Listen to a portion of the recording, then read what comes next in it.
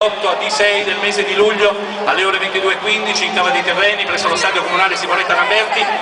Noi giudici di gara, generale Giuseppe Accarino, presidente, colonnello Gennaro Bisogno, colonnello Carlo De Martino, assistiti dalla commissione tecnica composta da Carmina Vicella, Raffaele Scala, Nicola De Cesare, dai cronometristi del Centro Sportivo Italiano, Aldo Scardino, Giovanni Scardino, Michele Vivito, Andrea Gambardella, coadiuvati dalla signorina Daviscito in qualità di segretaria dell'ASFC.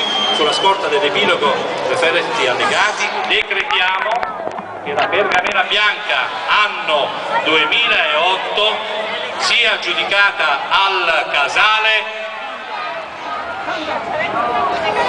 Si aprirà adesso il portale e uscirà il gonfalone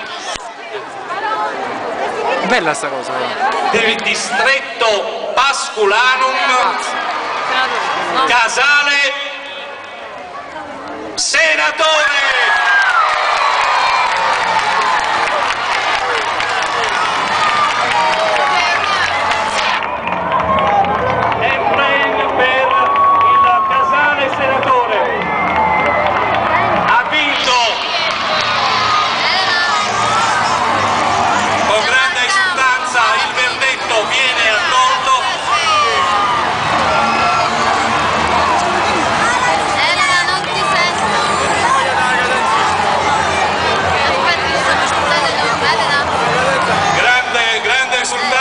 Tornano ai loro posti gli altri regi capitanei.